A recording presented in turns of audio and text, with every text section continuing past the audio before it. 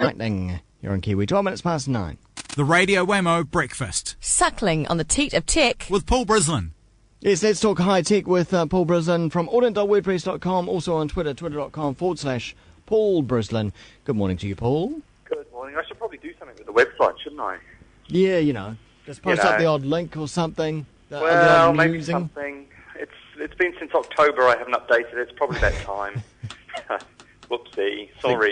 Sorry, everyone. Sorry, Mum. I think my website's in that state as well, so you're not alone.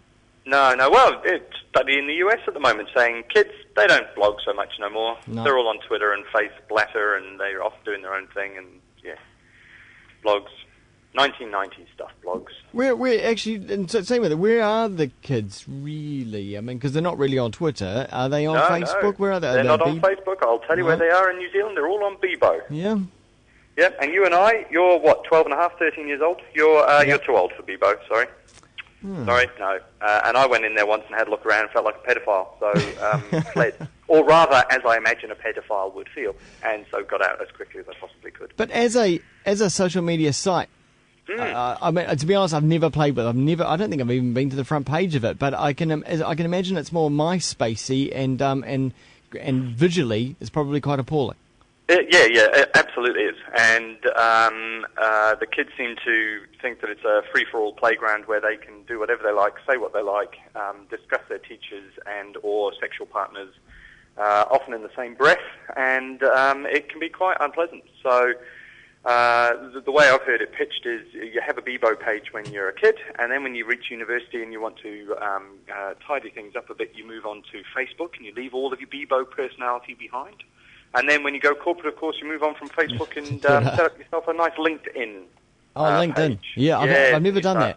Start being corporate. No, it's for HR and for people who want a new job, as far as I can tell. Right. But, hey, what are you going to do? There's a few of those out there at the moment. That's right. A very popular site all of a sudden. Yes. Now, let's go to the top tech stories this week, particularly for us here in New Zealand. What's happening to our neighbours in Australia when it comes to copyright?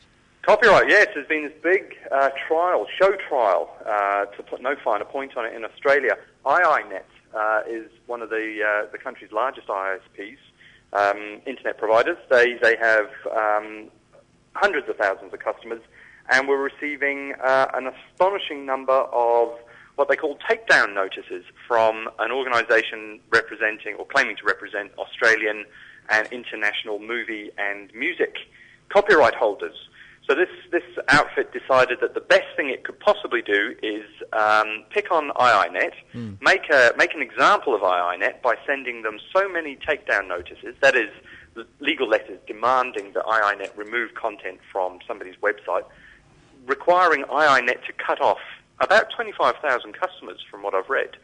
And then when iinet said, look, we simply cannot process this number of legal threats, it's going to take some time, and we're not actually going to even bother, they took them to court.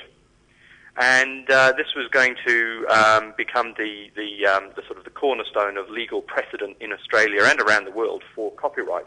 And the court has thrown out the copyright holders' accusations, awarded costs against them, so iinet gets its legal bill paid, and said this is absolutely ridiculous. You cannot claim that the ISP is in any way, shape or form responsible for the publishing of all of this material. So it's a good thing for copyright holders, although they won't realise it yet.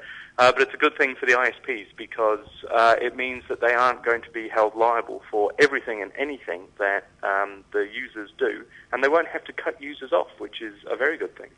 Very good thing indeed. And that bodes well, possibly as like a test case, that if that sort of thing happened here in New Zealand, the courts might look at.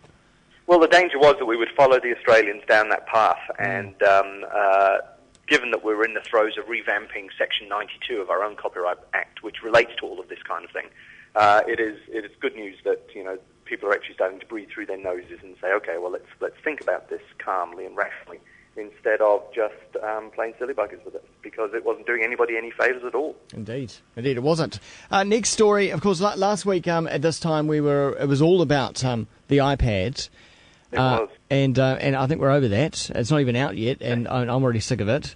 Well, And I've got to say, my iPhone will not spell the word iPad. It changes it to UPass every time, which I think is probably a better name. I think that's quite cunning. They're going to have to update the software for that. I think so.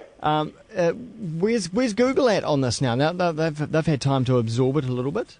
Yes, that's right. They've had 5 days, like the rest of us. And in fact, I think we actually mentioned it on the show last week.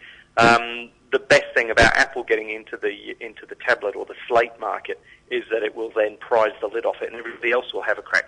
And Google has immediately come out with its plans for the iSlate market, with mock-ups of what a Google operating system running on a touchscreen device like a Slate would look like. And talks about HTC, which is Google's sort of lead handset maker in the cell phone market. Talk about them producing something probably by the end of the year, which is if you think that the tablet market, the Slate market, is untapped at the moment. You know, Microsoft's had a bit of a go. There really hasn't been anything in the market in that area. If you assume that there is a demand for it, then this is great news. But the question still remains: is there actually going to be demand for this kind of device? Yeah. So I would imagine that when they do bring out this device, it'll have everything on it that everyone criticised the iPad for not having on it, like a camera, multitasking, the camera, yeah, and things of this sort. And that's exactly Google's approach. And this really is shaping up to be a clash of the titans. Apple's CEO Steve Jobs has come out and said that Google's mantra that it would do no evil is crap. That's his line, and he started firing shots at them. They've responded by immediately going after his next big thing, the iPad.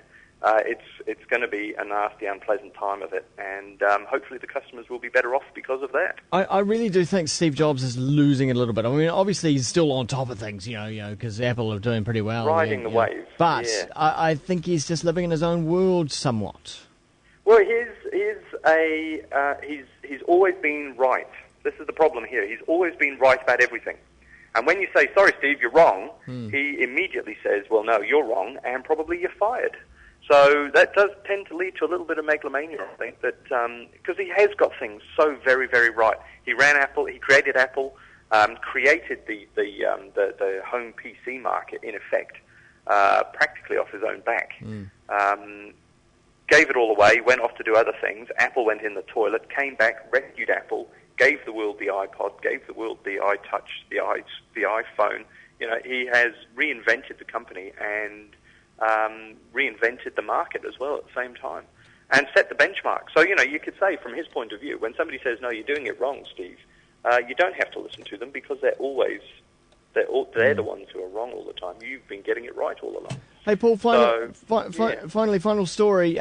Sympian going open source. Tell us what this is about. Well, this is, yes, if you think Apple and Google are the big business in phones, you're wrong. They're the big business in smartphones. The vast majority of practically every phone on the planet runs Sympian operating system. And Nokia's been driving this for many years. There are about 300 million of them in the world today. And they said a while ago they would open source the software. That is, allow anybody to develop the code in any way they see fit. And they've finally concluded that project. It's the biggest open source project of its kind anywhere, as far as I can remember. And it really does mean that now the old Sympian operating system, which was probably going to suffer at the hands of Google and Apple, they're still in with a chance. You could see some really interesting things. You just think about how Firefox has developed in the browser market since it was given away for free, and imagine the same thing from Sympian, and hopefully it will breathe yet more life into this market. But isn't that what Google have done with Android as well, their mobile operating system? Exactly, and they've said it's open to anybody. Come along, develop for it what you like, develop it how you like.